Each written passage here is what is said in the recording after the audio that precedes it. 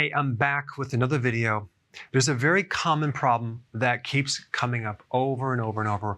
I read a lot of your comments, and the topic of today is this. I'm doing keto, I'm on intermittent fasting, but I still crave certain things, and I'm still hungry when I'm fasting. What do I do? Well, let's talk about that. If you're doing the exact plan, the plan that I laid out, your cravings will go down to 0, and your hunger will go down to 0 between the meals. In fact, yesterday, I was fasting until 3 o'clock in the afternoon. I was absolutely so satisfied. I was not hungry. Even at 3 o'clock, it felt like I just ate, like I was filled. My body was actually burning fat all day long. I felt great. I had no desire to eat whatsoever. If you're trying to lose weight and you're not hungry like that, keep going as long as you can. The problem I have is if I don't consume 2 large meals a day, I tend to get a little too thin.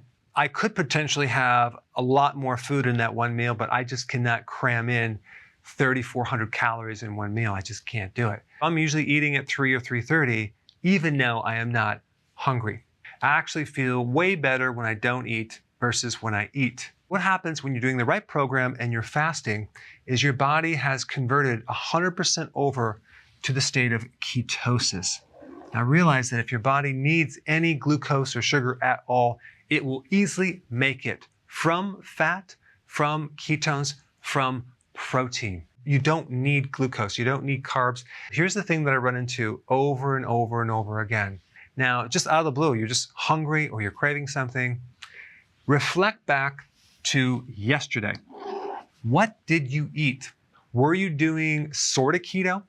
Was there anything that you ate that maybe you shouldn't have eaten? Are you eating keto-friendly foods that have maltodextrin or tapioca? These definitely are not keto, even though people claim they are keto-friendly. A little bit of pasta, bread, fruit like a banana, or even some dates will definitely create hunger and cravings the next day. That's just what's going to happen. It's nearly always too many carbs the day before. If you stay consistent each and every day, your hunger goes down to 0 and you have no cravings. Now, it could also be stress. Stress can also release glucose that's stored in your liver. So that's another possibility. Also, your sleep. If your sleep is poor, that can affect your blood sugars as well. You see, hunger and cravings are the absolute best way to know that it's working. And once your appetite goes away, it's very, very sustaining. You can stick with this thing for a very long period of time. I just can't imagine someone being on a diet with hunger and with cravings. And that's pretty much the majority of people who diet. And that's really, really tough. I don't know how they do it. This diet, keto and intermittent fasting, you're in the state of producing high amounts of ketones. And one last thing, if you're craving salt, just consume salt without the carbohydrates, as in a French fry, potato chip, or some other salty, crunchy carbohydrate. If you haven't seen my beginner video on keto, I put it right here. Check it out.